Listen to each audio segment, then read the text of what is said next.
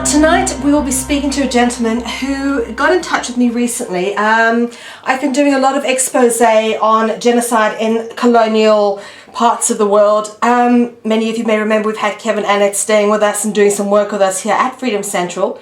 So, alongside my own book, which looks at various aspects of what went on in South Africa, I was recently contacted by someone who can provide the New Zealand perspective on this. And so it's wonderful to have this all coming together. And of course, in a few weeks, we will also be having someone who was recommended to me by the fabulous Lisa Harrison coming and speaking to us on our show with regards to the Australian perspective of colonisation, globalisation, and of course, genocide and detribalisation of the natives.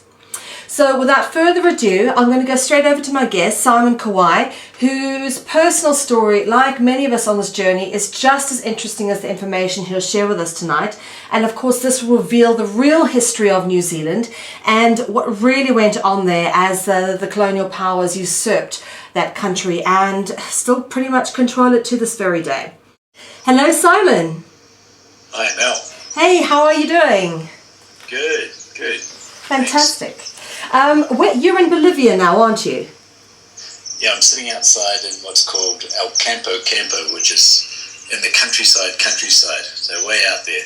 Okay, I can hear all the birds around you. It sounds amazing. Yeah, the birds and butterflies and small lot farmers all around. It's really quite nice. Wonderful. Simon, before I called you up, I just introduced you a little bit and obviously I mentioned that you've got in touch with me after becoming familiar with some of the work that I've been up to, being South African, also being myself a former colonial, grew up there, and have experienced a lot of change, a lot of things going on. And my personal journey actually very much coincides with yours from what I've heard. And I think that's a good place to start. You've got an amazing plethora of knowledge with regards to New Zealand and the real history. But before we get into that, really I would love you to share a little bit about your personal journey so people can get a bit of perspective as to where you're coming from. Yeah, sure. Well, I'm considered a mixed breed, or mongrel if you want to say. I recognise that I have European ancestry, Cook Island, New Zealand Maori history. And when I grew up, I was considered Maori by the immigrants, the Pākehās in New Zealand, but half caste by the Maori. So sort of in this no man land, racially speaking, and that's really sort of helped form this position that I have, which is I can't really be racist because I recognise all these different parts of me. And we were raised in the Western system. So I'm degree qualified in business, and I sort of specialised in the technology field, and then went and worked as a business analyst in England for a couple of years. Set up a medical company in California for 5 years, and with a global business model touching Asia and different things. And then I just kept on seeing these what you could call social issues popping up,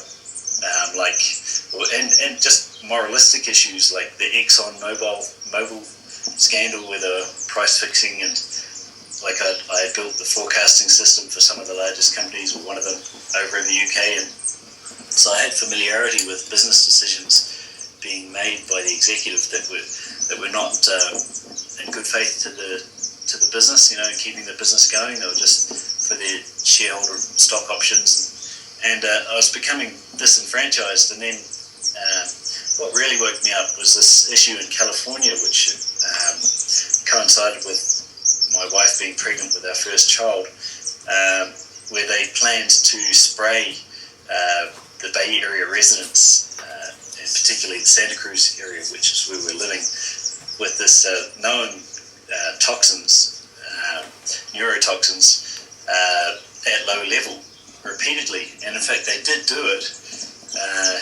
And the sea turned red for about 3 weeks.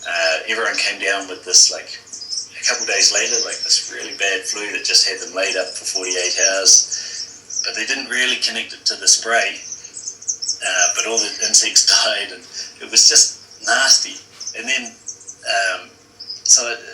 we sort of got over that, but then 4 or 5 months later, they announced that they wanted to do it again, and once a month for up to 10 years. So at the time I was the CEO of the medical company that we started, and I really focused my energy on asking, what's this about, what's in it, who's driving it, and I mapped out all of the companies and people touching this issue, and it went right up to the White House and right across global media.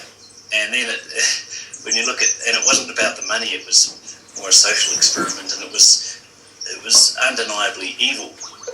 And so when I was facing that, when that became clear, I was like, well, what is going on here? This society, this is very different to what should be happening, and why aren't people taking more of an interest in it?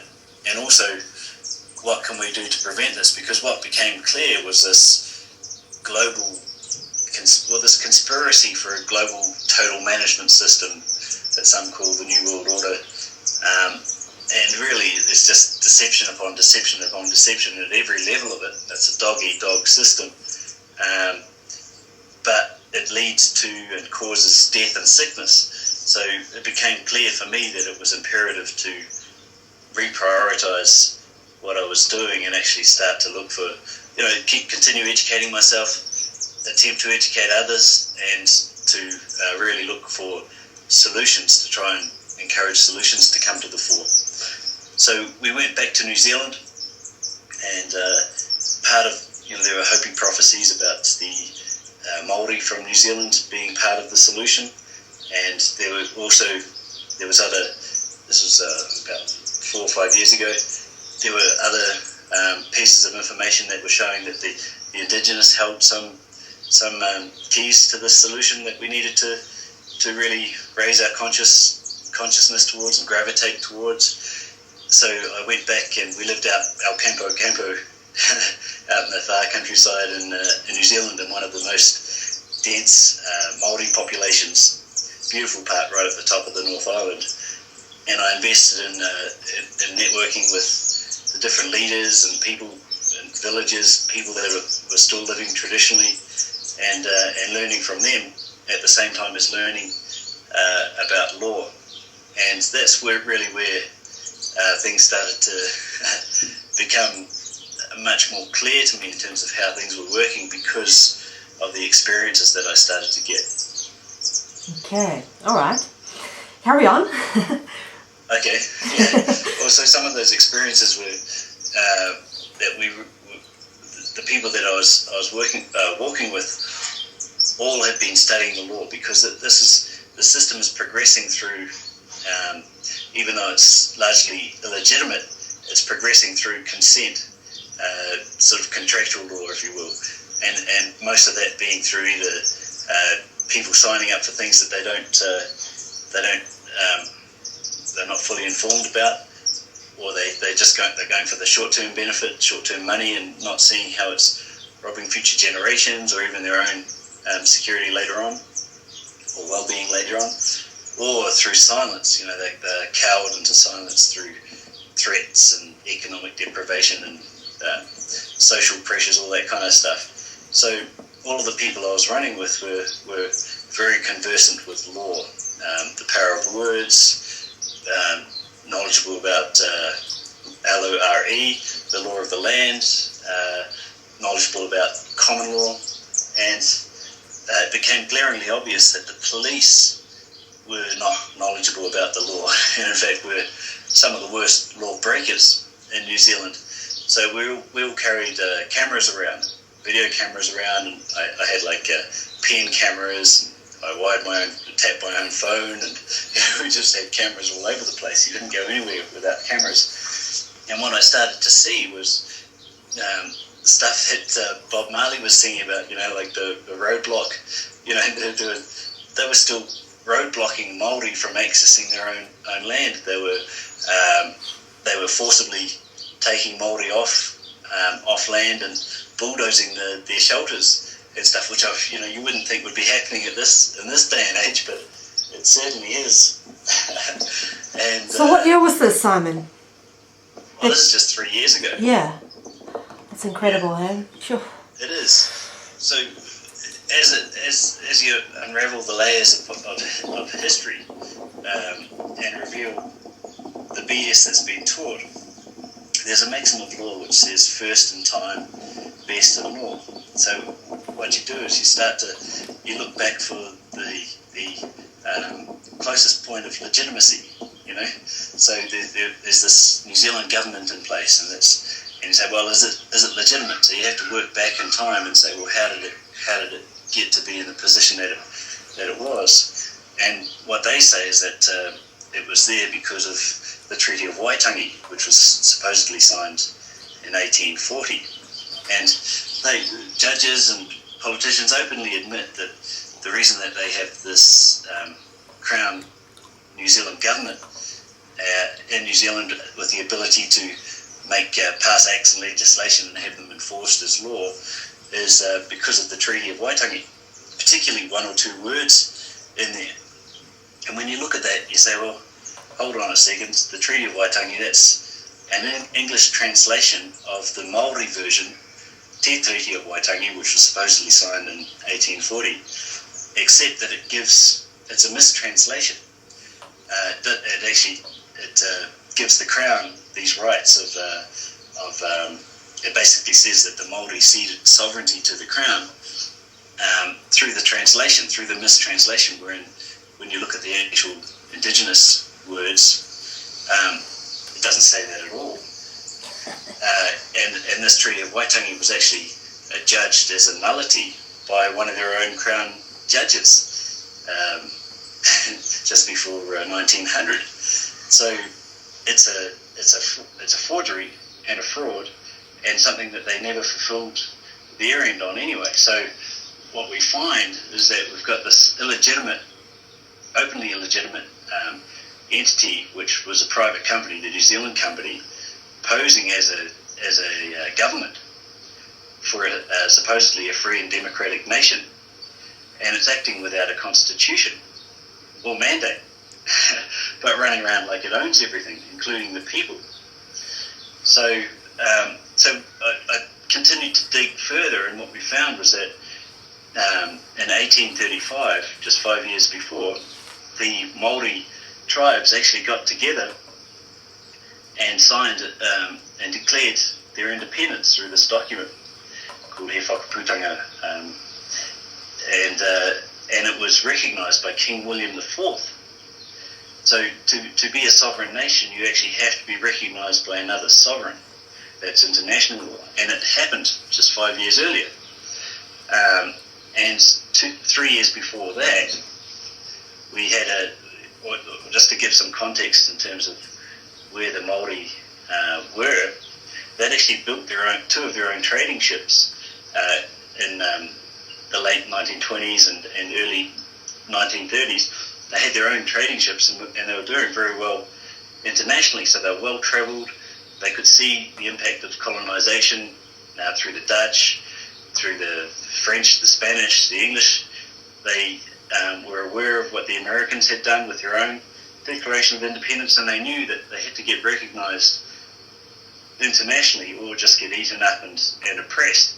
So they took the step of it took about a year of going around the country and all of the sovereign villages giving their input and approving the things that they came up with, and they actually came up with just 4 points, but they were so well thought out and comprehensive that it's a very good document.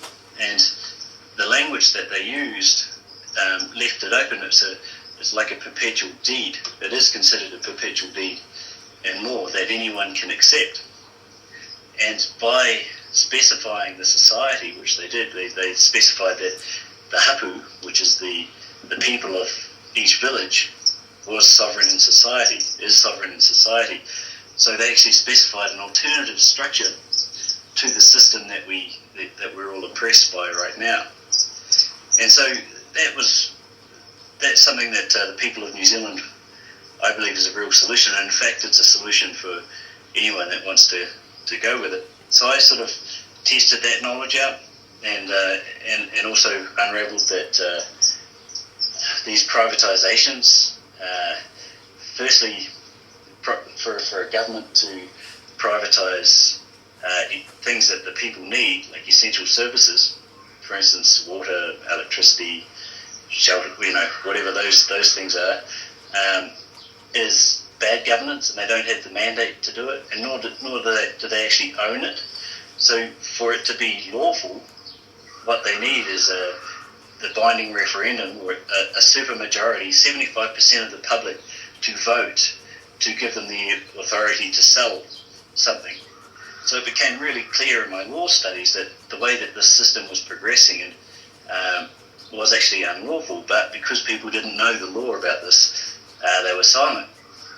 So I went on this quest to see whether in fact these beneficiaries of these privatizations, these retail electricity companies, actually knew that they were trading in stolen goods. So I was sending them lawful notices of a form and stuff, just investigating. And all of the experts in law, like Mary Croft and Robert Menard and the anti-terrorists, there were a few. We're talking about 5 years ago now, that were prominent. Winston Schrapp. It was a no-brainer for them that yes, of course these companies would know that they were trading in stolen goods, and they wouldn't come back with a signed bill, because as soon as someone signs a bill, they're accepting liability in case of fraud, which is why all of these privatised industries just send remittance advices or computer-generated things, and they don't sign it. No one actually physically signs these supposed bills that we're meant to pay, because it's all fraudulent. We still actually own those as a member of the public. So I put them in a spot where I said, look, I'm not going to pay this electricity until you actually give me a proper lawful bill, which means someone needs to sign it. And instead of doing that, what they did was they sent two boys in blue. And I actually got a tip off that they were coming, so I put a big sign up on our gates and telling everyone that we've been given water and life freely to share, and the infrastructure that we've built through the public sweat and equity is actually it's all collectively owned by us, and no representative parliament can actually sell it, because they're like the chauffeur of a car. They don't get if you hire a chauffeur to drive your Mercedes around for a year, and he turns around 6 months later and says, hey, I'm just going to stop here at my mate's place and install a meter, and I tell you what, I sold the car last week. Now you're going to have to pay for where I take you. What would you do if you're sitting in the back? You tell the guy to get lost, get out of the car, and you're fired. Yeah. Right? There's actually, the analogy is a perfect fit for what's going on, except that people are sitting there going, sitting in the back seat of their own car going, they sold the car. And then they start to pay the fare, pay the meter, and it becomes a normal concept. So I'd set it up to take it into court, because under a common law system, a jury of 12 members of 12 peers can actually set common law. And so given that over 90% of the people in New Zealand were opposed to the privatisation of the electricity infrastructure, and yet they went ahead and did it anyway, it's a pretty sure bet that you'd get a jury to agree that the government of the day didn't have the mandate to sell it, certainly didn't own the resource. And so that's why they came out with so much force. I mean, they came in, these two guys, and my wife at the time was actually 2 days overdue, and we lived out in the countryside, as I said, so we really needed that electricity. And in fact, when I got tipped off, I actually went and overpaid the bill in cash, because I couldn't afford to, take the risk with our unborn child and my wife. But I just pissed them off. Excuse me. I just gone higher on their radar, so they came in and used quite a bit of brutality and took me away and left my wife with no electricity and tried to keep me in prison for 2.5 years without a trial. Wow. Now this is when your wife's about to have a baby. What's that? Was this while your wife was about to have a baby? Yeah, I mean, you saw that video, right? Yes. Yeah. Wow. Well, she was 2 days overdue, and yeah, I mean, they really endangered her life and the kids' life. I mean, it's I think one of the worst scenes of police brutality that's been televised, that's been caught on camera, that I've seen, and you know, we've had over since we left New Zealand 200,000 hits on that, and it's been blocked by YouTube like 4 or 5 different times. Like there's been a lot of. It's been interesting to see these international organisations or US corporations and stuff working in conjunction with the Crown in New Zealand, you know, and so quickly they're just adjusting to try and keep the lid on this thing. No media coverage or anything. Hectic. But so, your wife, were you in prison when she had the baby, by any chance? yes, I was. How long were you there for? Well, I was very lucky, and I know we probably have a different perspective on this, but I actually prayed to the Creator. Like the experience brought me to a point of having faith, and I stopped the court after 2 weeks. You know, this 2-week hearing, and said a prayer in court and asked for everyone's heart to be touched, and like it really changed the tenor of things in there, and I got out. But what they were trying to do was to have me committed as incompetent to stand trial, so that they didn't have to give me a trial, and then they could keep me in prison for 2.5 years. And they drugged. Firstly, I was heavily concussed. I actually had traumatic brain injury because I got hit around the head about 20 times from a baton after I was pepper sprayed. And this is for holding a camera, you know, and wanting to ask questions, just evidencing what they were doing, and so then they put me in front of these psychiatrists. No legal support or due process, all of that stuff, and I'd figured out that what they were trying to do was to frame me as you know, psychiatrically, you know, someone they should put in hospital. So instead of speaking with a psychiatrist, what I did was I wrote a statement and a notice with this law format, sort of apologising if I'd committed anything that could put me into dishonour, and committing to appear, well, for my person to appear as scheduled, because that was the only reason that they should have been able to keep me in jail. Or deny bail. And so what happened was one of the psychiatrists, even though he only spoke with me for 2 minutes, in which time I complained that they were drugging me without my consent and will. They'd put it in my food, in coffees, you know, like my mind was just racing, and I could taste the chemicals at the end of it. You know, it took me about 3 days to figure out that that's what they were doing. And they were trying to get me to sign a consent form to be medically treated, and they almost tricked me into that. But I complained about that because I just said to the nurse, look, I don't have capacity to contract right now. I've got a swelling and heat inside my brain, and I really, you know, I'm shaken up, so don't be pushing any contracts to me right now. And she went and, you know, tried to do this. So they were one psychiatrist short of being able to keep me in hospital, and so they let me out on the proviso that I went and saw this other psychiatrist that they needed to be able to forcibly medicate me and hospitalise me. And by that time, because I got out, I could then see the legislations that they were acting under, and I saw that they were totally breaching their own rules. But I could also wear a wire into the meeting, so I did that. I went to the psychiatrist. I met my son, and actually the first time I met my son was in the courtroom. I could see my wife and son in the back of the court, and you know, 4 days later they'd set up this fixed meeting with this immigrant Indian who's only ever lived in the city. I say Indian because, you know, if you've got someone from an immigrant I'm not being racist here, but you've got an immigrant trying to diagnose the indigenous, or someone from another country as being, fit for society or something else. Surely they should actually understand the values of that culture.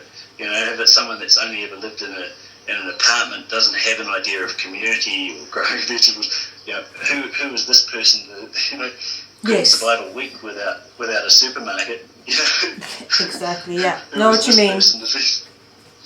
Yeah. Yeah. So I went in there, and this 1 hour meeting went for like 2 hours, and he couldn't get anything on me. So what he did was he just misquoted me 32 times, and but he didn't know that I had a recording device in there. Anyway, so I got out of that, and long story short, instead of being someone that was pushing a progressive solution, I became someone that was just having to defend myself for over a year, and so it wasn't that good. And after a year of it, I knew, and all these other law experts and the Indigenous knew that the Crown courts were illegitimate in New Zealand, and I just came to that point of belief and in those facts, and that point of like, I'm not going to play their games anymore. I'm not going to be jumping to their dictates anymore. And I went into court and called them on it, and just called them out and said, look, prove who you are. How did the Crown get here? Where's your writ of commission? How am I to know that this is a court of law? And they couldn't prove it. And so as they escorted me out of the court for my own supposed court case, I dismissed the case, and then we left the country. And here we are in Bolivia. Goodness. Now, you've been in Bolivia how long? Over a year now. Okay. All right. How are you finding it? Good. It's the cheapest place in Latin America. It has great food. The climate's a little bit dry where we are. It's 8,000 feet up. But the reason that I chose here for our family is because, again, I think the Indigenous really have keys to the society structure that we need to gravitate back towards. And Bolivia has the highest percentage of Indigenous in Latin America, one of the highest in the world, over 60%. As a result, the society is very decentralized, not very heavily corporatized. There's a lot of things liberties that they have here that are just taken for granted. They're part of the everyday life that people in more Western societies like New Zealand, Australia, Canada, South Africa, England, would actually struggle to comprehend. What do you mean you can just make food in your own kitchen and then take it to the street and sell it? Yeah. What if people get sick, or what if that? Yeah. Where's your licenses? Yeah. Yeah. No. So, that's interesting, because obviously that would be the first thing I'd ask, why Bolivia? And it's interesting that you've mentioned it that way, because it's funny, as someone who's grown up in a place that's a large population, proportion of the population is native, which is South Africa. I also am someone who believes that the ways we need to move in order to gravitate back to what we're supposed to be is really setting the examples of the old tribal ways. But what I'm finding very difficult is, and particularly in countries like South Africa, when you think of traditional Zulu people, for example, you think of them in these beads and skins dancing and beating drums and whatnot. But these people now are living in poverty. They wear what we wear, like t-shirts and torn jeans and whatnot. They don't even look like they once did in their tribal culture. They don't even properly speak their own languages anymore. And it's kind of so been lost. Is there still a strong tribal essence in New Zealand? Well, if you believe the statistics, New Zealand, like the census data, only 7% of the population is Maori. It's 7%. Sure. And if that was true, and it's possible that it is, only a small subset of that actually understands or know traditional law. speak the language, and a subset of those actually still live more traditionally, and could continue to do it. But from my perspective, it's more a case of, as long as those ideas and that knowledge is kept alive, it doesn't matter. It doesn't matter what proportion it is. The thing is, what's that? You can't stop an idea whose time has come. So as long as the knowledge keepers are still there, we still have an out. Do you know what I mean? Yes, for sure. Now, it's interesting you say 7% are Maori. Now, it's not been terribly long since the British colonised New Zealand. How has that percentage become so low compared to the European population? Have they been actively genocidally wiped out? Or is it just that we've had an influx of European white people? Every which means, this system is very well resourced because they can print money out of thin air, as your listeners, I'm sure, know. Yeah. So, they don't just use one trick, but it is essential for them, for people to lose, to be removed from their land, removed from their village, lose the ways of consensus building, and not to return to their land. I mean, there's a guy who was an English pastor. He was quite well known. Albert Schneider. Do you know him? Dr. Albert Schneider? No, I don't. Anyway, he was a big colonialist, and he quoted, "Look, what we have to do is to remove them from the land and prevent them from going back." And that's what I was witnessing with these roadblocks and the unlawful arrests and the bulldozings of the makeshift shelters and stuff. Sure, it didn't meet building code or whatever else, but what the indigenous do is they believe that you don't own the land. We were made from the earth. We're part of it. It's our mother, and our role is to be the kaitiaki, the guardians of it, and so that it can sustain us, and also better for the next generations, to make decisions, at least considering the seventh generation down. And this is what I found. It's the same in all these other indigenous cultures, that they didn't believe in ownership of the land. They believed in, okay, you could have a territory, you could have the right of making laws over that, with these provisos that it had to be made in common. It had to be good for the future generations. So, in answer to your question about has there been genocide, yes, there have been a lot of things. I was, quite frankly, very shocked with Kevin Arnett's expose of what's happening in Canada, and how recent that is with those. What were those schools? Indian, they're called Indian residential schools. Indian residential schools, yes, yeah. Church run. That's absolutely shocking, and great to have that information out there.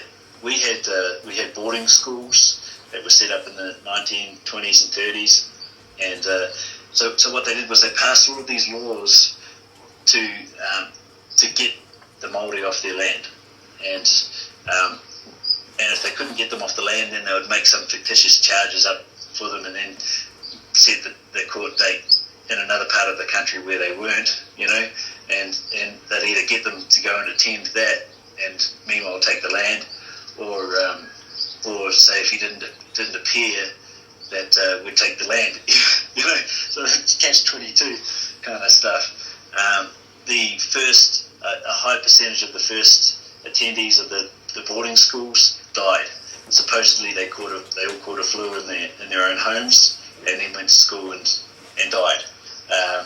So yes, we probably had a lot of that. And then there was World War One. So a lot of the Maori that were at that time, they were ostracised from this immigrant society that were being built up in these newly urbanised centres. But because they were being taken off the land, they had to go there, and be the cheap labour or whatever else. And so then the kids were getting taken and put into these schools. So it was a step process, and they were sort of discriminated against, right? So they wanted to become good citizens or whatever else, and so they were conscripted, or not conscripted, they volunteered for World War One, for instance. And then what the English when it did, and the Crown when it did, was they put an English gentleman in charge of their unit, and they would literally run them into machine guns. It was just every battle, and they'd literally send them into the worst place, and actually with the intent of having them killed. And so while that was going on, they were passing legislation to say, okay, we can just take land that's for the country's good because we're at war. So they were like eminent domain. They were taking the land for these different purposes, and they never gave it back after the war.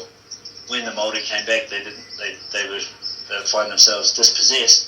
Yet the immigrant settlers, the Pākehās, whether they'd been a couple of generations or not, they came back from fighting the war, and they were given like 1,000 acres to farm on the proviso that they raised it. So you'd take what was native bush, or like beautiful. We've got some of the most fertile soil and very diverse, like some of the most biodiverse bushes, and they give it to these European farmers to burn to the ground, to make pasture land, and that's sort of set the values of a lot of the farming families from there. They started with the match, and they continued largely. Wow, it's extraordinary. And absolutely heartbreaking, to be honest. What you described is pretty much the kind of the pattern that we see in all sort of former colonial, but rather still colonial, empires. What strikes me as rather interesting is that there is actually some tie between New Zealand's past and South Africa's past. I was wondering if you take us a little bit through the history of New Zealand. Particularly, I'm interested in the exact dates that you first had people settling there, and initially, what was the whole intent of the people who went to New Zealand? Was it to establish a port, or what was that all about? Or was it, it was also just part of the takeover like Australia was? Yeah, well, it was a little bit after Australia. I think New Zealand was the last to be discovered, if you want to say that. At the time they had, as I said, they'd even built their own trading ships. But as a result, we had the stronger memory of these tribal ways. So 1840, in the lead up to that, it was for trading. The immigrants went there largely for trading. Okay. And there was an increasing amount of ships coming and going for those purposes. Now, and as I said, in 1835 was the Declaration of Independence that was recognised. 2 years prior to that, or 1834, was the official recognition of the trading flag. So we even had our own trading flag, which was internationally recognised, and that came about because in 1932, one of the trading ships, the Maori trading ships, was confiscated in Papua New Guinea, I believe, or in the East Indies, and they said that because they were flying their own flag of flax, which is what they'd made their flag out of, and it wasn't internationally recognised, that it was a pirate ship. That was just to stop them from trading. And so they confiscated the boat, they stole all the goods, and they just ditched the crew. So a couple of Maori chiefs travelled to England, and they actually gate crashed one of King William IV's parties in Buckingham Palace, and absolutely shamed him. And out of that shaming, he committed to recognising a flag for their sovereign nation. And the significance of the Declaration of Independence in conjunction with this flag is that whether you go by the law of the land, which you need to have a sovereign nation recognised, or the law of the water, admiralty law, which the system is built on, and you need your own flag, which is recognised, either way, the people were sovereign. So it's a bit of a problem for them. And Australia was earlier to get colonised. It was a convict colony. They would basically say, look, if you don't go to these foreign lands, you're going to just rot in a prison. So they're sending all these immigrants there and promoting these criminal mindsets into the parliament in Australia, and those were the ones from New South Wales that were asserting control, trying to dominate in New Zealand. But even within that, you had the admirals of these ships and these fleets, like the East India Trading Company, like affiliated with the East India Trading Company and the like, doing their thing. And you had the House of Commons and House of Lords in England. They were actually saying, look, okay, we're sort of over this these brutal colonising tactics, and let's just respect the indigenous people. So they were actually forbidding the admirals from continuing this imperialistic colonisation, and I believe they split. They actually went, and there's evidence, documented evidence to see the monarchists were saying one thing, and the House of Lords were saying, look, you have to treat the indigenous as sovereign and respect their lands and their laws. And you had the admirals say, well, stuff you, we're gonna make a fraudulent treaty, and we're gonna just sell it all.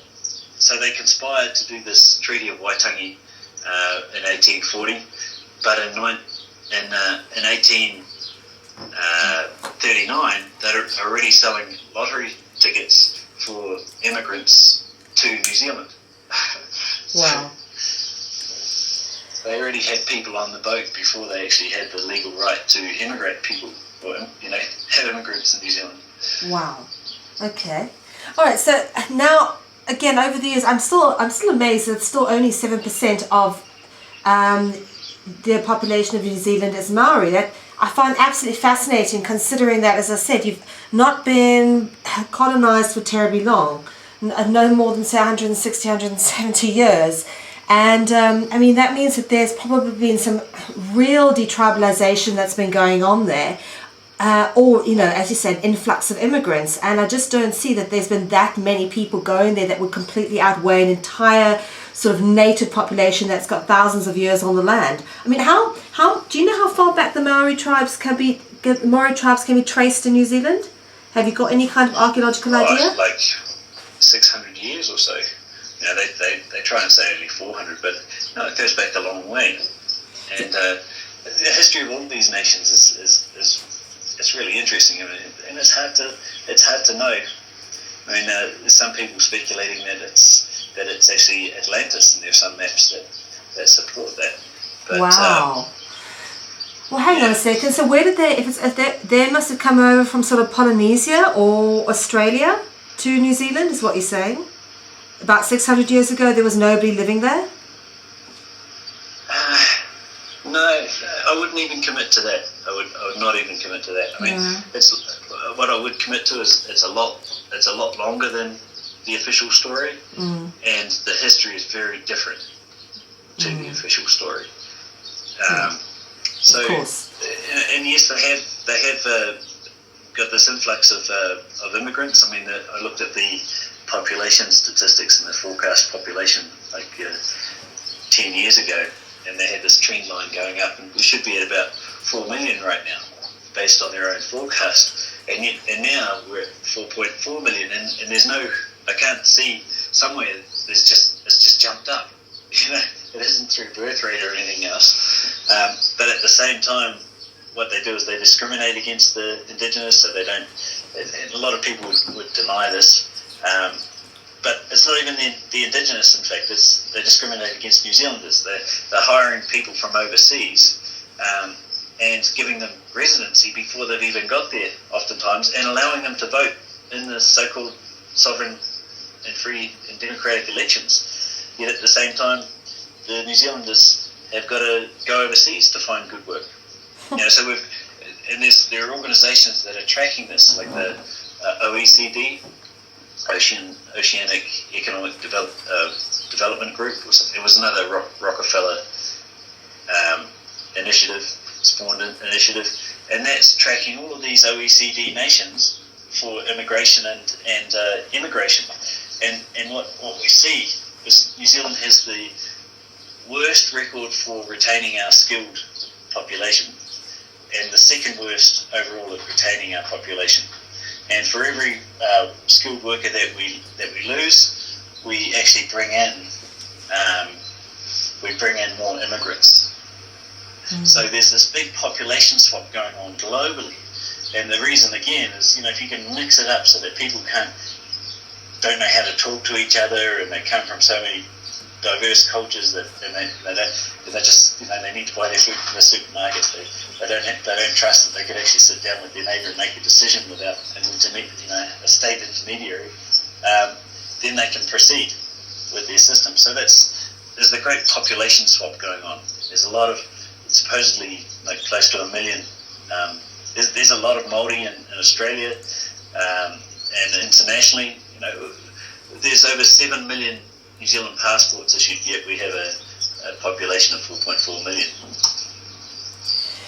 Now, the population concept that you've mentioned is very interesting, and I'll tell you why, because even as a South African, this is getting noticed. There's a huge, almost 40% in some parts of South Africa, unemployment, and yet a very good friend of mine who is South African was recently over in the Far East, and he caught a plane back from China to South Africa, and he said they were literally bussing in Chinese unskilled workers, and they were so unskilled and so sort of de-westernized that on the plane they were actually licking the little single serving butters, not knowing what to do with them. Obviously they don't use a lot of butter in China.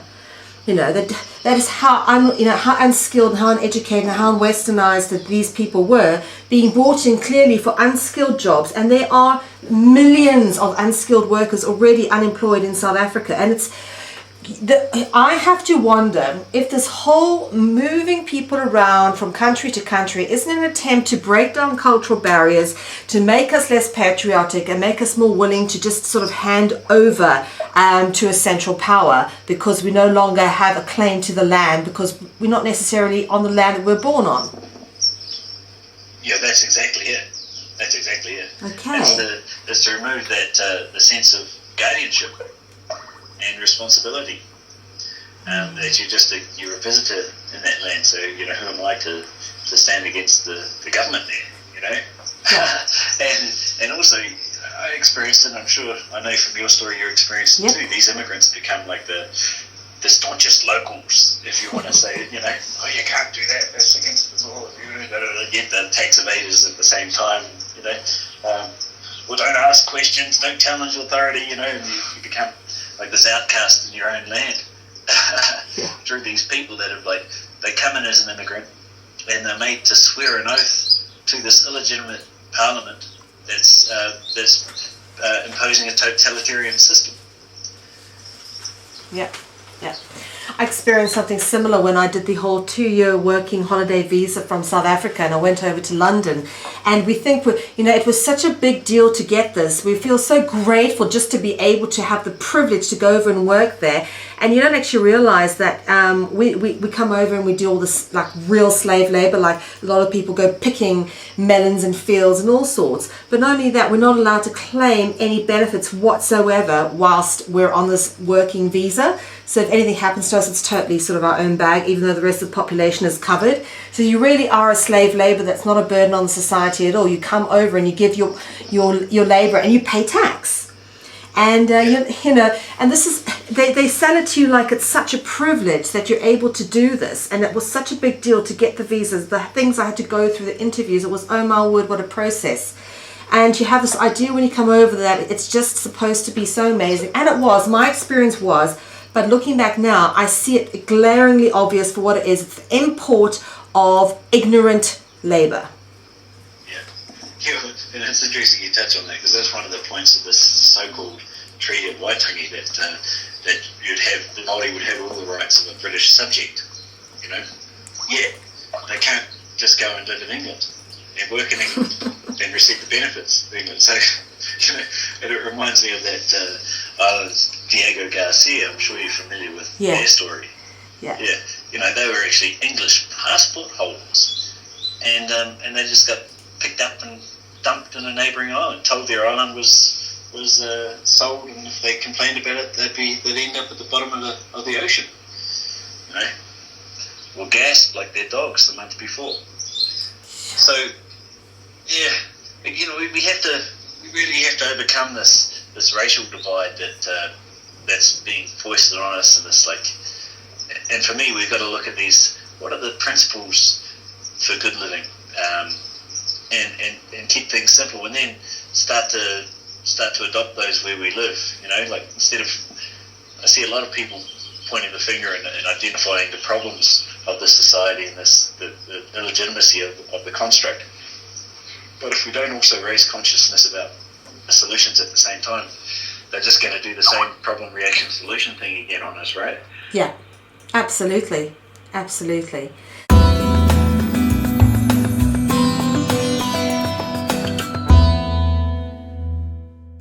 I tell you what, I'm so glad you're back, because I was so into what you were saying in part one. Very, very interesting to get the Kiwi perspective, really. It boggles my mind that the pattern is so prolific in all the past colonial empires. You were saying before we got started, before we went off to the break, that it's about sort of going back to tribal ways. Now, I want to pose a question to you, and to me this seems to be the ultimate paradox of our time, and that is, how do you educate people to maintain their culture so that they can pass on their cultural heritage to their children, whilst moving into a society that's becoming more of a global village? For example, where you don't see many native people running around in loincloths and skins and beads. They all wear jeans and t-shirts now. They all bloody use the internet and have cell phones. You know, we are moving towards a global society. You know, how do we maintain that with this sort of move in technology that we're kind of facing? I mean, is there any easy answers to this? Well, there's a lot of ways to address that question, and it's a very good question. There was a picture I saw on Facebook last week, and it was of this Native American Indian, and apparently he was like the third generation after they'd been sort of colonized, and he was. The question was asked of him from a white immigrant. You know, where did we go wrong? And he said, well, you know, in our way, the women did all the work. We went out and hunted and fished all day. You know, and he said it was a perfect system. Why change it? You know, and really, okay, it was nice to have a computer and a cell phone and be able to work and communicate, that kind of stuff. But really, that's just there because we don't have the connections locally. We need to earn money so that we can go fishing and hunting and do the things we like to do, you know. Whereas if we didn't need the money to do that, if we could just live like that, maybe we wouldn't use the laptops and the cell phones. Maybe we'd choose not to. And the flip side to answering that is that I think that we're a bit, I wouldn't say I'd say some people are a bit naive to think that the indigenous societies would not have come up with the laptop themselves also, or the cell phone if they wanted it. Do you know what I mean? I love it. In fact, we'd be a bit misinformed to actually think that those inventions came along without any input from any indigenous peoples, because we all came from villages anyway. Yeah, well, people that have been exposed to too many toxins, whether it's through sprays or insecticide, you know, or through paints, just too much exposure to this manufactured stuff, actually have to go back to adobe buildings, natural products, organic, you know.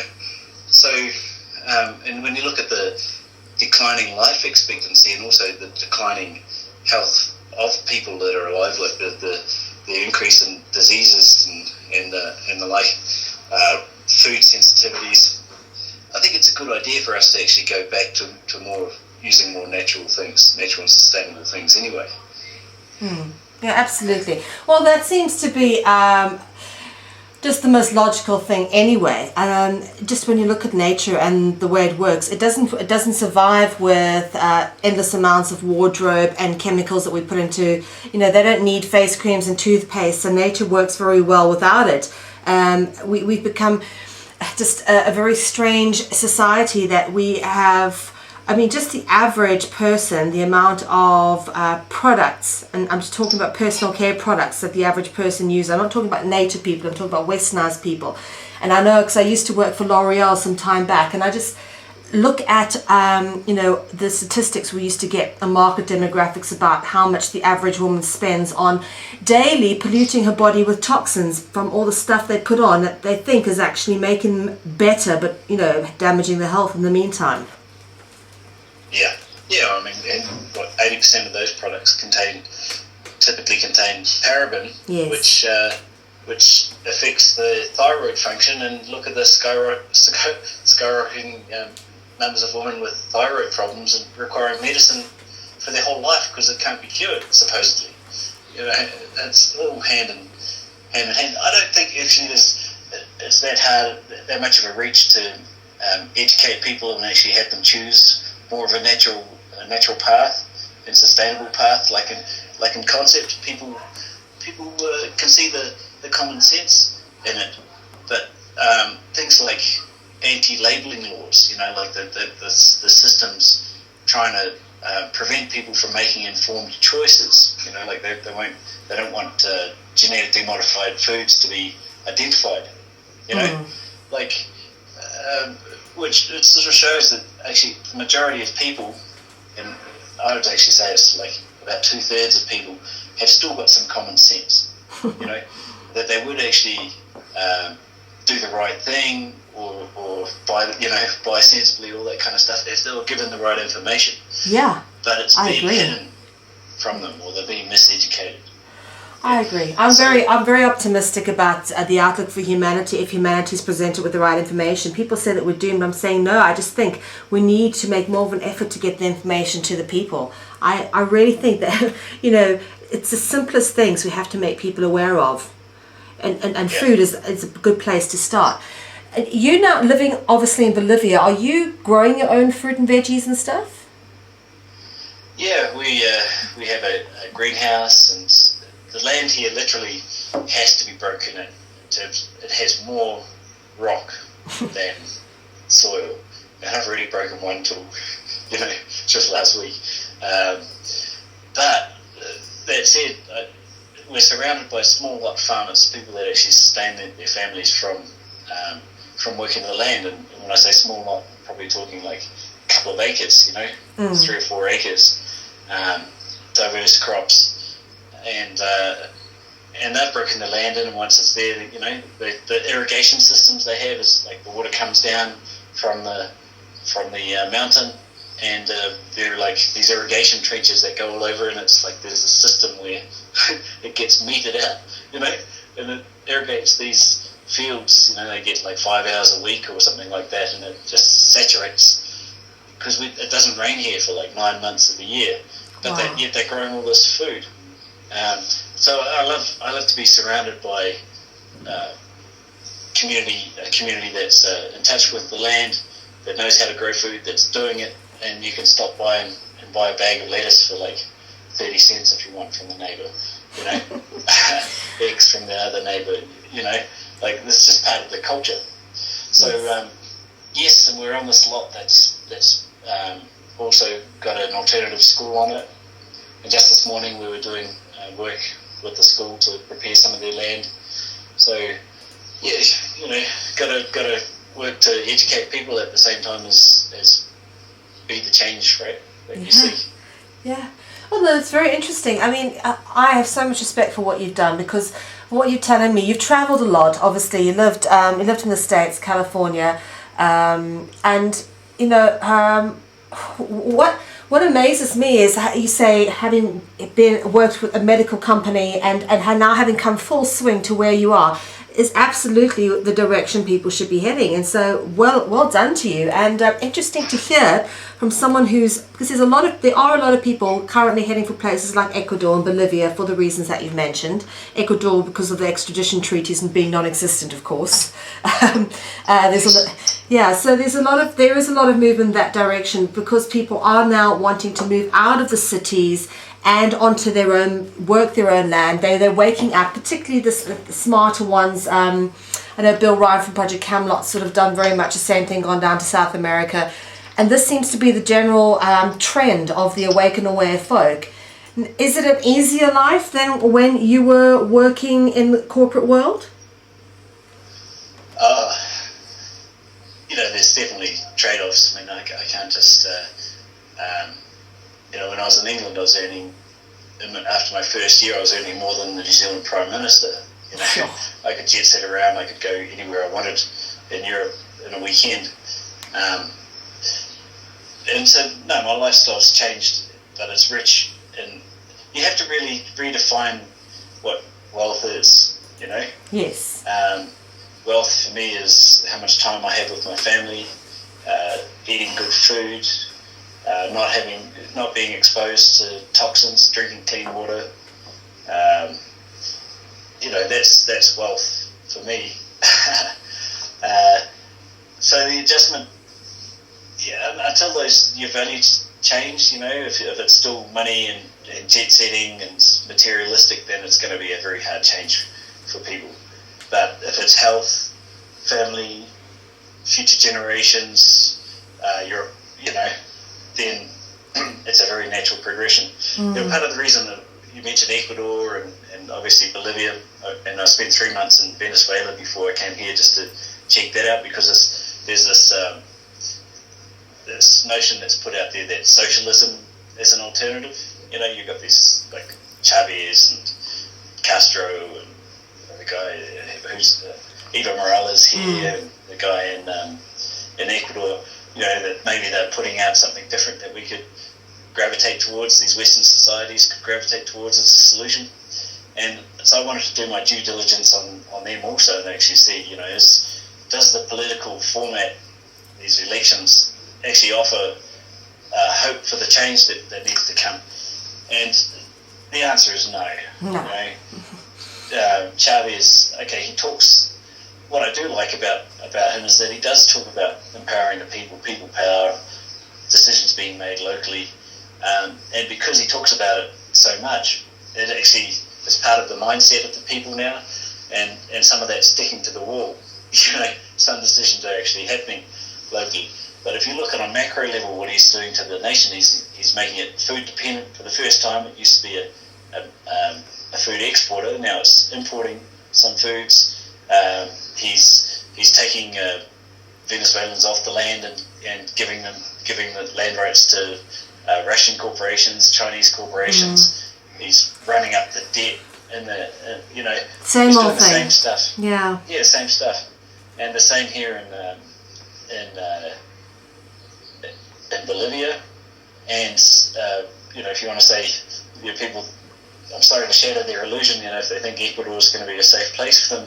But I'll drop a name, Greg Caton, the guy who took black salve from the indigenous and put it out on the world stage through his website and different stuff. And he had to flee the US and was living in Ecuador. And the FDA just paid off some cops there and SWAT teamed him in Ecuador. Put him on a plane, even though Ecuadorian judge said it was illegal. Took him to the US and held him in prison for 2 years. So this is there's no running from this totalitarian system. We need solutions. We need to support solutions and be the change where we are now. So I know a lot of people, especially. People like yourself and myself have had to move for our own safety and so that we can focus on family and continue what we're doing. But that doesn't stop us or preclude us from being a member of our local community. The imperative is still there. Yeah, absolutely, and our heart is still there because, I guess you get to a point on this journey, and I have certainly looked back, and a lot of the times when I was in odd situations, I've said to myself, why is this happening? Or a good example is I say, why was I, for example, born in South Africa? As a white person, I went through the post-apartheid era where it became almost impossible for a white person to get a decent job, and we had to go off to London to look for work. So, going through that whole sort of epic bit, and looking back now, and I realize, much like yourself, that there is a necessary experience that was required for us to obtain in order for us to look back with some kind of solution in place, knowing first off what doesn't work. Mm-hmm. Yeah, totally. And then we have to. I think we have like a good amount of clues as to what is needed. Like community is the words that form that common unity. Okay, so common unity. Well, that means we need to build local consensus. Yeah. We need to have made agreements. So let's work to make some agreements now. And what I found in New Zealand, because I was trying to do this while I was also defending myself, was that there are a lot of colonized, brainwashed, whatever you want to call it, minds that will oppose common unity. We can't make a decision on that. So in going towards those solutions, we're going to find new problems, and so we got to just overcome each of those problems as they come along. Okay. Well, Simon, let's talk about this then. You obviously have thought about this long and hard. You're a very intelligent man. You've had a good earning potential at some points in your life. You've traveled a lot.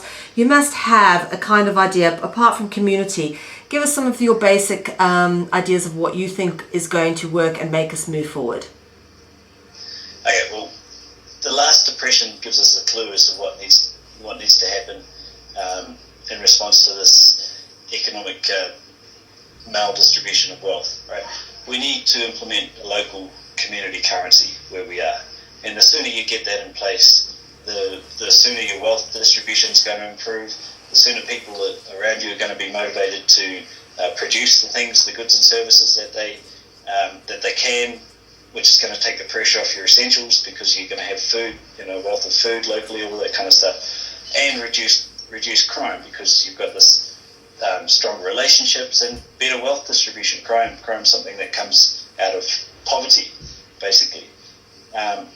So that's like high on the list, an alternative currency. And you can go a simple book-based one, which you just have a central ledger somewhere located centrally in your community that keeps everyone's total of the transactions, so that for balance records, and everyone has a little trade book that they countersign with someone else's trade book, so you can negotiate the price of a certain good and just one up, one down. That would be number one. Number two is start growing your own food and seed swapping. Some people don't have the land or the time to do that. Okay, fine. You're buying and you're eating food. Pool your money and go to a local farmer and say, look, I know you're just doing this crop over here, maybe cows or whatever else, but you've got a tractor and you've got good land. Can we do a community garden here or a food co-op where we'll pay you a fixed amount per month, $200 or whatever you'd spend normally on veggies, and we come and pick up a weekly basket of food. That's a great way. Also, get it done today. It's not so hard. You're really spending that money growing that food. The other one is to look at. It only takes a leader or a couple of people within the community to lead an initiative through to a positive outcome. So look at whatever the local issue is right now. Pressing issue, for instance, if your community is about to be exploited through fracking, this gas extraction, which is going to poison the table water. Okay, everyone's got to be concerned about that.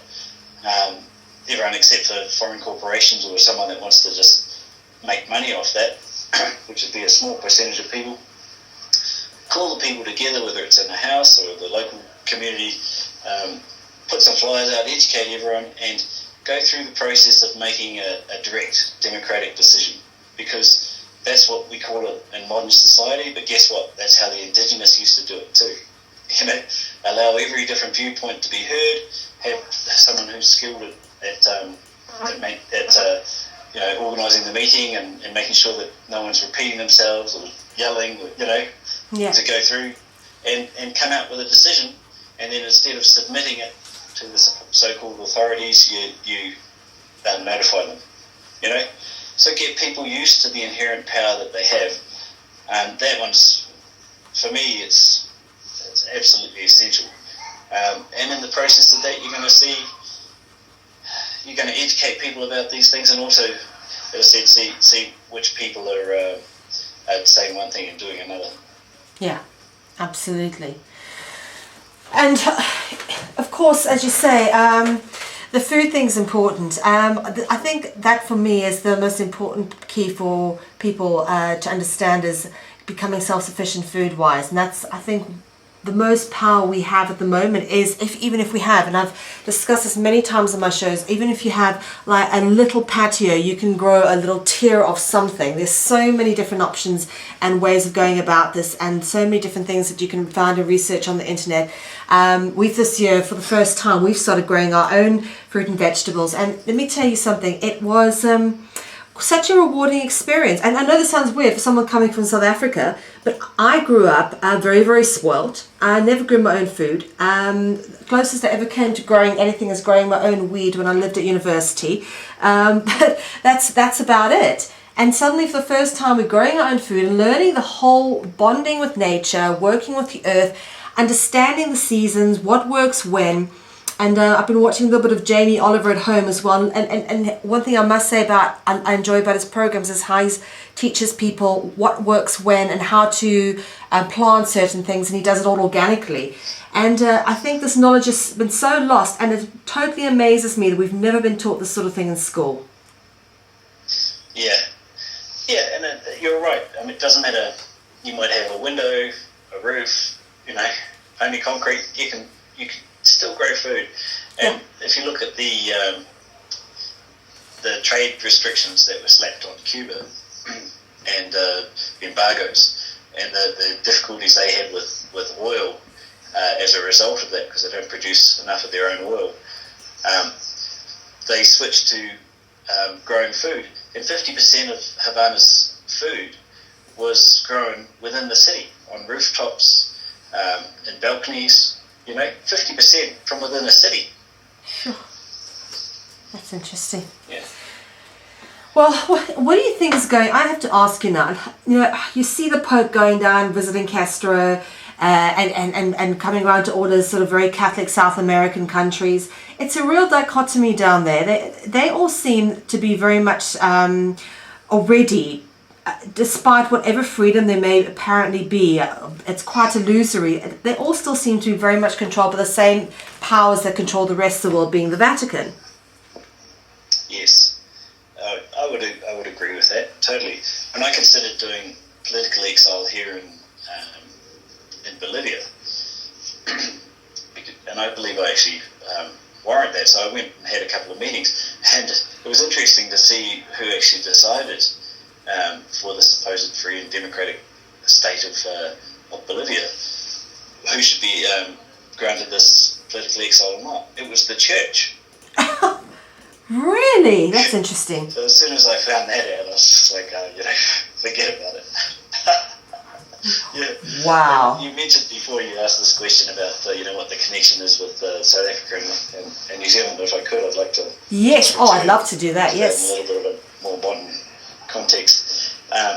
There was a lot of this system it's only held in check through the consciousness, the free will, and the deeds of people. So what's accepted is as far as they can go. That's why disinformation, miseducation is such a strong emphasis for them. But there was a big change in the 80s in the structure of the system, and it went to fully corporate. It was that speech that David Rockefeller gave to the CFR that's been leaked on the on YouTube. It was saying, look, thanks to the media, the global media, the Times, and whatever else for keeping the lid on this. Yeah. New World Order thing, while we rolled it out, kind of stuff. We could never have done it without them. And it actually was rolled out in the 80s. And so, as you mentioned, in our first conversation, you found the corporate entity that's posing as the free and democratic state of South Africa. Yeah. And there's one that's posing as USA, and there's another that's posing as New Zealand. That one's listed on the New York Stock Exchange. And since myself and a lot of other people have been exposing that corporation, which is called Her Majesty the Queen and Right of New Zealand, they're actually closing that one down, and they're going to close it. They'll open another one. But it's this corporate hierarchy. So this New World Order is this all these corporate subsidiaries that you roll them up, and they go through the City of London. They go through the Bank of International Settlements. That deals with all the central banks, or takes 2/3 of the central bank's profits. And yes, it does seems to end up at the Vatican. So that's this New World Order that we're living under, is this corporate thing, and that's what we have in common. Along with, they've also worked out that what they need to do to keep people happy is give them incremental wins along the way, especially with the Indigenous. But it's not just against the Indigenous; it's against all people. So they give, maybe a Bill of Rights, or maybe they give treaties, negotiations, or settlements, or give them a little bit here, a little bit there. Or, like in the case of South Africa, give them a black leader, Yeah, he's a Knight of Malta. Yeah, exactly. Papal puppet. Mandela, former activist. Yeah, former terrorist responsible for murdering hundreds of thousands of people. But now he's a national hero, leader of a country. Never mind, he's a Knight of Malta and papal puppet. Yeah, exactly.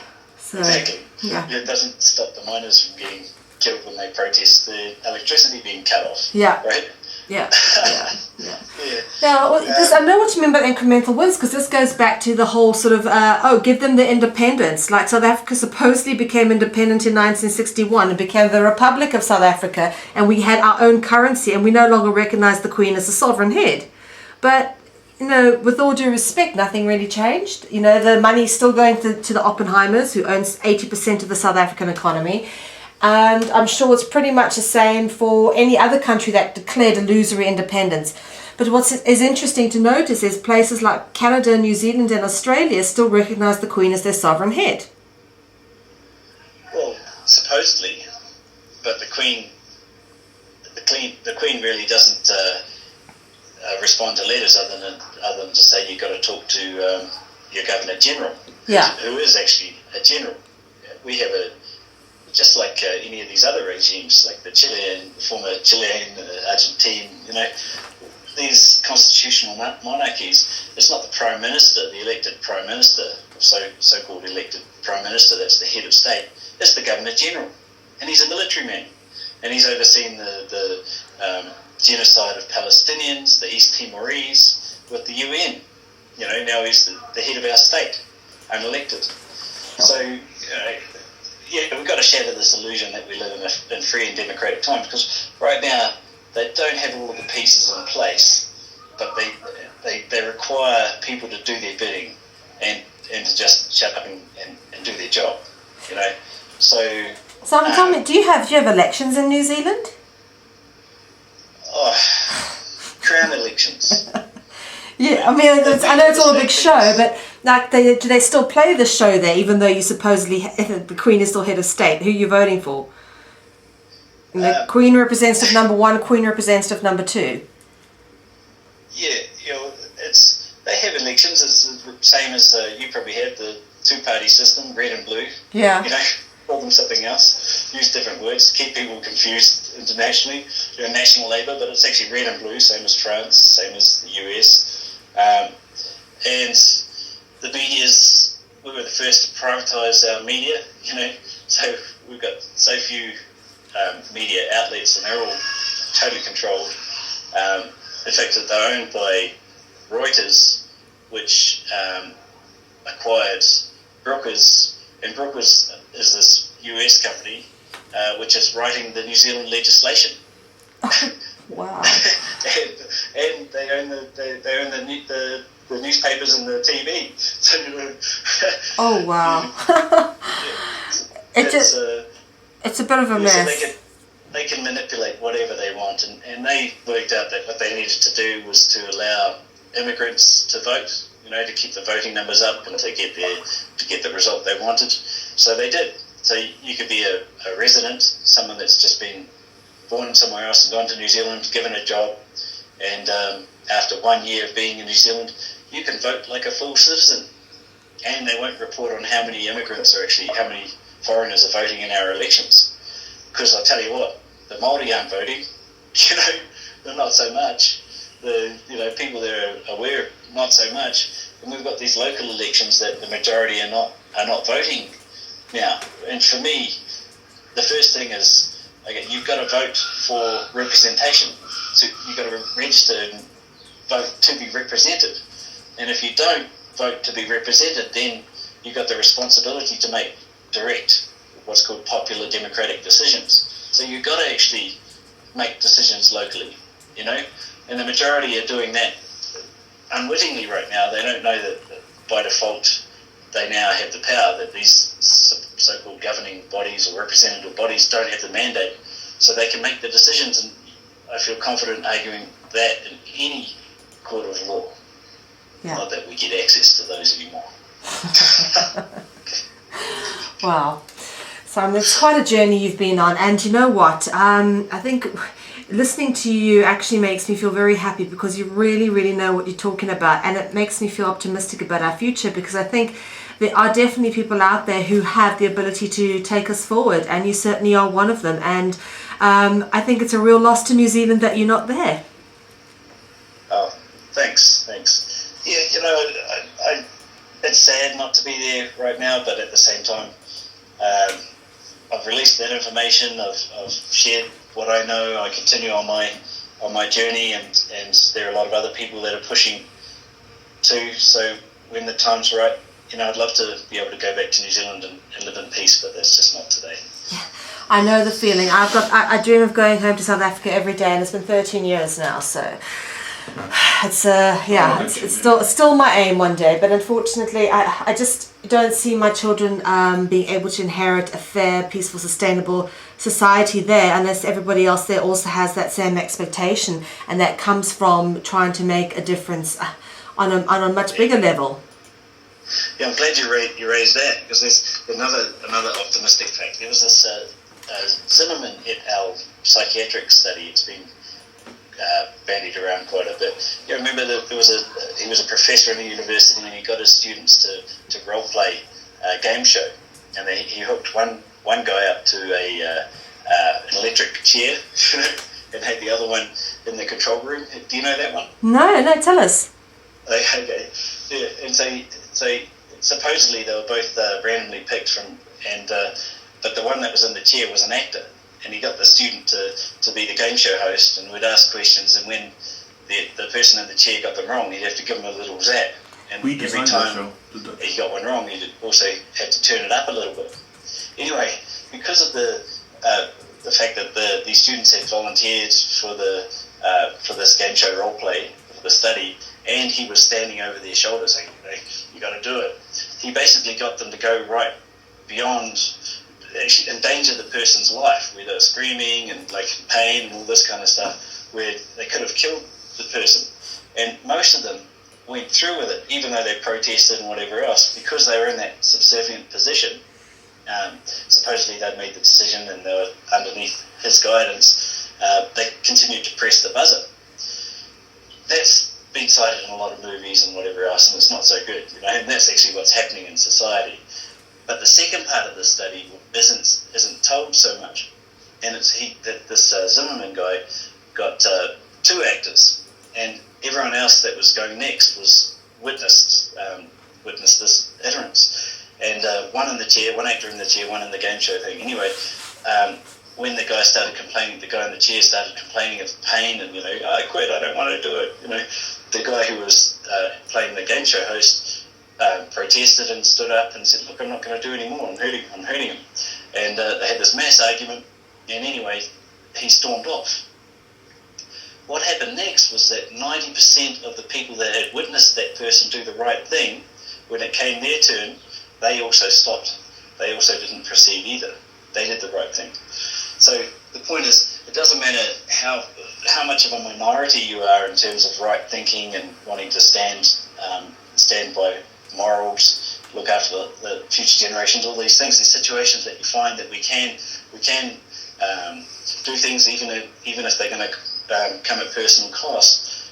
When we do them, 90% of the witnesses to that will do the right thing when it comes their time in the same thing. And then 90% of the witnesses to those witnesses will do the right thing too. So it's just going to snowball this this turnaround, which is why they have to be so hard. This is why they're so hard on stomping on people and trying to make the apparent cost of doing the right thing seem so high.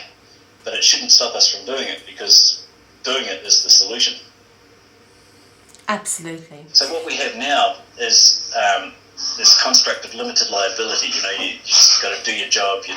You're told your orders, and this corporate shield prevents you from having personal responsibility. Or if a crime's committed, the state has to get in there and punish the other person. You don't get restored. What the indigenous, and also in this society, people get given these positions where they have authority and decision-making capabilities, so their ego and their self-interest really propels them into taking on these corporate traits that the whole system's designed to function by. So the way that the indigenous cultures mitigated ego was that instead of having titles like these, manager and whatever else, they had positions. So every village would have to have a chief, for instance.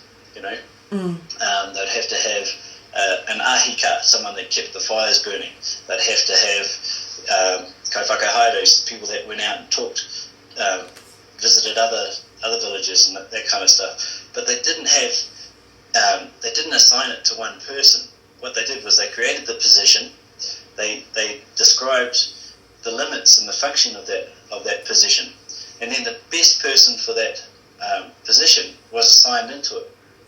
And if someone better came along, or if that person was sick or away travelling or whatever else, the next best person would go into it. So no one no one was just discarded. There was people would always have a position to fill, and sometimes it was like this constantly rotating thing based on your skill set, keeping all of the functions that needed to happen filled. And so you mitigate the ego. Yeah. That way, as I said, I really like that system, and it what we see now is like those who have higher tendencies for psychosis, that are psychotic, yeah. they're not, don't have empathy, compassion, they're promoted. They do better in this system. Whereas in the other system, what you do is, there are always those people that had those. There are always people that had those traits. You'd put them in the garden. You'd put them in these positions that they wouldn't be able to cause harm. The other thing is, the other aspect is like justice. How did justice get? How did crime get prevented? And it was that instead of material wealth being the highest aspiration, it was actually your mana, your honour, your influence. It's not necessarily honour, it's not the perfect fit. And that was built up by deed and how you spoke and how knowledgeable you were, and it related to the subject also. So that was the highest currency. And if you were someone that would say stupid things or make stupid decisions, your mana and your influence would go down. Which is a natural way again of limiting harm. And when someone actually did cause harm to someone else, they would, if it was just a family matter, it would get resolved between the families. And first, if that individual could make the restoration, then it would come off what they had, or services that they could provide. And if they couldn't or didn't, then it would come off their family. Or if it was between two villages, then it would be the village of the person that caused the harm would restore the other village. So you've got these increasing levels of ways to keep peace. And it's a fallacy that these indigenous societies were just barbaric and when you look at these systems these protocols and principles that they had, where it was where it did use what we'd say is violence is, let's say two individuals just couldn't work it out, and they needed to live within the same hapu, then you might let them sort it out. Or if it's between two villages and they both dig their feet in and say, look, I'm not going to restore you, I don't think it's right, then they might say, well, okay, let's settle it, you're the three best warriors against our three best warriors, But it wasn't this all big, killing each other. In fact, I find this the modern system much more brutal and unsophisticated. Yeah, absolutely. Have you ever thought about writing a book? Yeah, I have, and I mentioned to you what I want to do is I want to make a game out of it. Okay. I do a board game. Yeah, a good idea, because that's good for programming people. Yeah, exactly. Realigning their thought processes and their knowledge. We see Monopoly, Settlers of Catan, The Game of Life. These big board games that are most of the kids grow up with. But we actually look at what it's teaching them. Yes. Monopoly is monopolization, commercialization, exploitation. Certainly not about equality, justice, everyone getting what they need. The same with Settlers of Catan, where you take a blank. I don't know if you know the game. Do you know that? Yeah, I do. Yeah. Yeah. I used to love the game. For about a year, and then I sort of understood more of the other way. I was running with the Maori in New Zealand, and I was like, that's what this game's doing. You take an unspoiled land that's resource rich, with this naturally diverse, and you make resources out of it. You take them and you block your competitors and you develop.